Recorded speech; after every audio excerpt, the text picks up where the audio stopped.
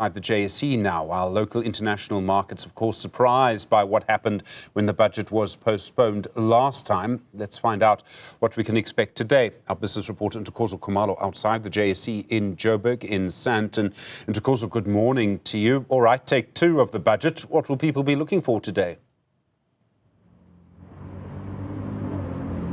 Good morning, Stephen. Well, I am walking around the JSE precinct and I'm now about 200 meters down from the Johannesburg Stock Exchange. And just to get a little bit of a view from a personal finance point of view, as we heard from Malu with the marches in Cape Town, it is a little bit quieter here in the financial hub. And I have Salem Nyati, who is a financial education specialist with Momentum Group Foundation. Thank you so much, Salem, for talking to us.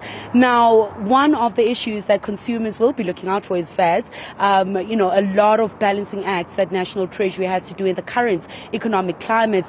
What items should households be looking out for when the Finance Minister tables the budget a little bit later on? Thank you so much. It really is a tough act to balance when you look at how much needs to be spent or how much that shouldn't be spent versus the people that need it the most and the money that should be spent there. So it really is, I can say the Finance Minister has a tough job. But I mean, what households can actually or should be looking at when it comes to the actual budget, number one, taxes, right? Any change when it comes to tax does affect what you take home. So that's very important. And I mean, if we do experience an increase in that area, it does then say that things may actually get expensive for consumers. And it does talk to how the ripple effect that it has on the rest of the things that we need to actually manage with our finances, even when it comes to our personal debts as consumers, because when that money is decreased, it means that you still need to meet your obligations. So that's very important to look out for.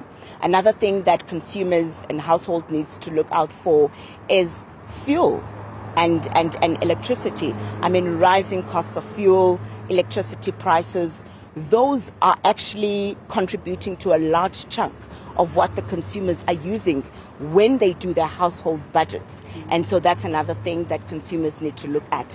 Again, education and healthcare, another thing, because those are crucial services for households.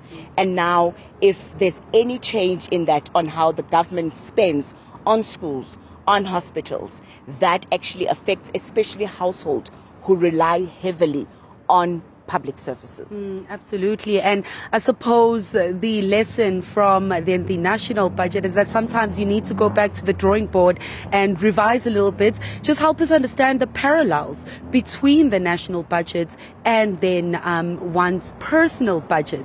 What are some lessons that can be drawn that households can then apply in their own budgets? Think of it as a big family meeting, right? Just like government has this meeting and, it's parents, it's everyone that's involved to say, look, we need to cut here. We can actually have a little bit there. And I mean, we can look at things like, for example, spending priorities.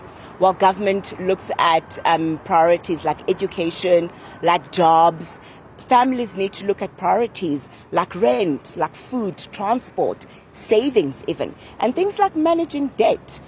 Government needs to be careful how they manage debt.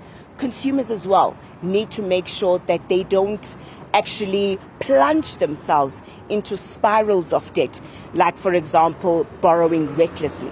That's very, very important. And I mean, we look at the numbers, we see how consumers are struggling. So those are the parallels. And also emergency funds. Well, government needs to make sure that they are prepared for emergencies, like, for example, natural disasters, consumers also need to be prepared for emergencies, medical bills, unexpected medical expenses, car issues, whatever the case may be, a geyser that bursts.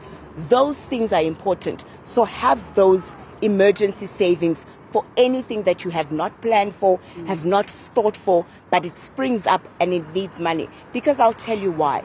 The moment you don't have an emergency fund, what is the first thing you do when you need money? you borrow, Yeah. and then you increase your debt levels. Yeah. So that's very important. And the lessons that we're drawing from that is that be prepared for change. We are living in times where it's uncertain. It feels shaky. It feels tough. We don't know, but be prepared for the change. Save as much as you can, but also make those critical decisions about what you're spending on. So spend wisely. Yeah, Salem, thank you so much. And of course, the crew, Stephen, as we were preparing for this crossing, saying we should get some Sugar Mama coffee there. But I suppose Salem giving that warning of making sure that we watch how we spend, and that being the parallel to someone's personal budget as well as the national budget. Of course, that huge concession is whether, or the issue that a lot of stakeholders have, is whether government is spending the revenue that we do get correctly. So it's a matter of really ironing through the budget, combing through the budget, ensuring that that spending happens and takes place, is allocated to things that will help grow the economy. So I think I might now give that coffee a miss, Stephen, because it was not in the budget, Stephen. Ntokozo Khumalo, we'll make some for you back here when you come home. Thanks very much indeed for that update. More coverage, more live coverage, of course, from our teams across Gauteng and the Western Cape and Parliament of the budget through the day, and the speech itself from 2 o'clock.